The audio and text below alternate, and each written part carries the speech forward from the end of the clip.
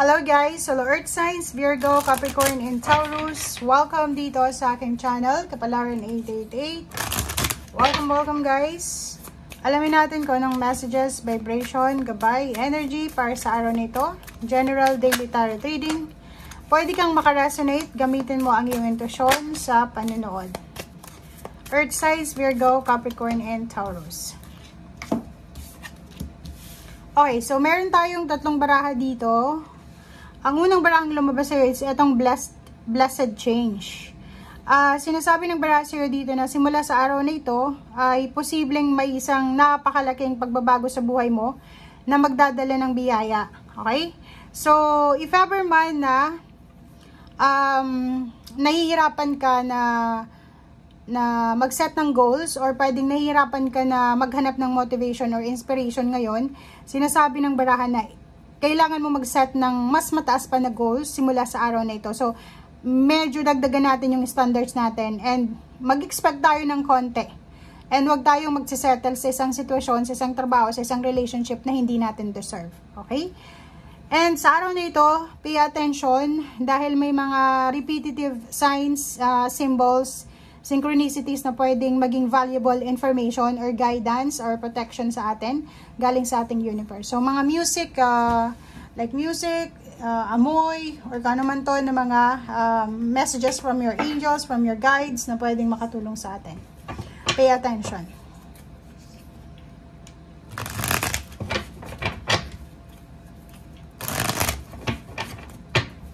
Okay, earth signs.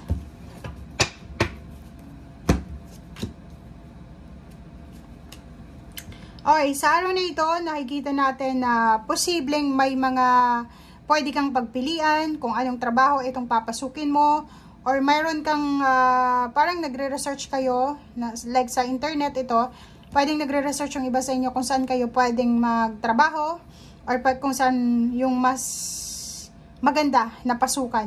Okay, parang gano'n. So, yung iba sa inyo dito is focus sa ginagawa sa araw na ito. Parang busy yung iba sa inyo ngayon, like yung estudyante, may mga ginagawa kayo sa ngayon, or yung empleyado, may mga research siguro kayo, or yung mga negosyante, ganun din. Okay? Meron ka ditong Knight of Pentacles. So, sinasabi ng barahan na sa araw nito, yun na nga, may posibleng liwanag tayo na makikita. Diba? So, may solusyon sa kung ano man itong kailangan natin na solusyonan, mapa-relasyon man yan, or mapa-pera. And sinasabi ng baraha, may mga tao sa paligid mo na pwedeng mag-offer sa'yo ng pwedeng pagkakitaan, sa either trabaho or any source ng income. Kung ikaw man ay nakakaranas ng financial problems, may mga health issues sa family, sinasabi ng baraha sa'yo dito na sa araw na ito, medyo liliwanag yung pakiramdam natin, makakahinga tayo ng malalim kasi may mga solusyon, may mga answers, may mga tao na willing na tulungan ka sa kung ano man itong pinagdadaanan mo. Okay. Relationship, sinasabi ng baraha, kung naghahanap ka ng relasyon, sinasabi ng baraha dito na kailangan mo munang mag-focus sa isang bagay. Okay? For example, wala kang relasyon, wala ka pang pera. So, kailangan mo mamili kung relasyon ba or pera. If ever in a relationship ka din, live-in, asawa, girlfriend, boyfriend, sinasabi ng baraha sa'yo dito na medyo makakaramdam tayo sa araw na ito na hindi nag-i-improve ang ating relationship. Parang ano to, pailalim ng pailalim siya. Yung relationship mo ay parang ang pakiramdam mo is wala nang improvement, wala nang progress. Parang feeling mo stagnant, hindi na magbabago, sobrang toxic, parang ganun yung realization mo. Okay. So, dito sa 2 cards nito, sinasabi ng baraha sa'yo, 3 cards pala, na may magandang balita, may good news na pwedeng dumating sa'yo sa araw na ito, and ang magandang balitang ito is tungkol to sa trabaho. So, for example, may gusto kang pagpilian, like may bala kang pumunta ng ibang lugar, or ibang bansa, or ibang company, ibang negosyo, or kano pa man, sinasabi ng barahan na may positive na balita ka na matatanggap na pwede ka nang mamili. So, syempre, magiging masaya ka. So, ang balitang ito ay pwedeng magdala sa'yo ng sobra-sobrang saya. Pwedeng magdala to sa'yo ng excitement. or pwedeng magdala to sa'yo ng motivation. Okay? So, pinapakita din sa'yo dito ng King of Cups na magiging kalmado na. Malapit nang maging kalmado ang takbo ng iyong usaping pinansyal and emotional. Lalo na sa financial.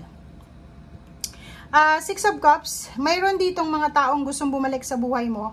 So, for example, sa relasyon, may babalik sa buhay mo. Siguro yung mga naging karelasyon mo or yung mga naging kakilala mo. Yung iba din dito, babalik sa dati nilang pinagtatrabahuhan or pwedeng yung iba, babalik sila sa lugar kung saan sila galing.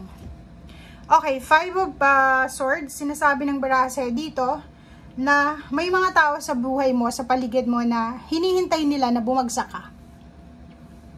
May mga tao dito sa buhay mo na parang hinihintay nila kung kailan ka susuko sa buhay. But kung makikita mo to na Knight of Wands, sinasabi sa'yo ng Knight of Wands na wag mong ibigay sa kanila yung kaligayahan nila. 'Di ba? So, if ever man na may nagwi-wish na bumagsak ka or nagiging masaya sa financial problems na pinagdadaanan mo, hayaan mo lang, gawin mo sila as motivation, or inspiration.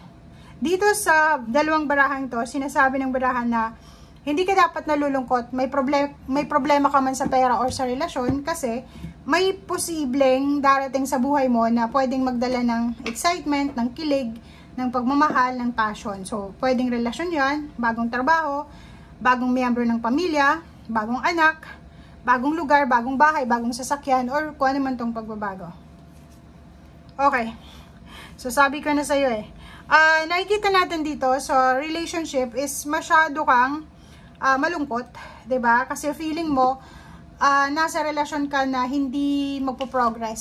Siguro yung karelasyon mo sa ngayon, nare-realize mo na sobrang tamad siya or parang wala siyang determinasyon sa buhay or parang walang motivation. So, iniisip mo yung sarili mo na kung sa kanya ka mag-stay until na tumanda ka, wala kang mapupuntahan. Parang ganun. So, nandito yung barahang ito na nagsasabi na sa araw na ito, may realization ka dito Parang gusto mong unahin muna, gusto mong lumabas na dyan sa sitwasyon na yan, lumabas sa relasyon na yan, kung trabaho man yan na feeling mo sa pinagtatrabahuhan mo sa company or sa isang business na walang improvement, sinasabi ng Barasser dito, siguro simula sa araw na ito, mag-iisip ka ng paraan kung paano ka makakaalis dyan sa situation na yan.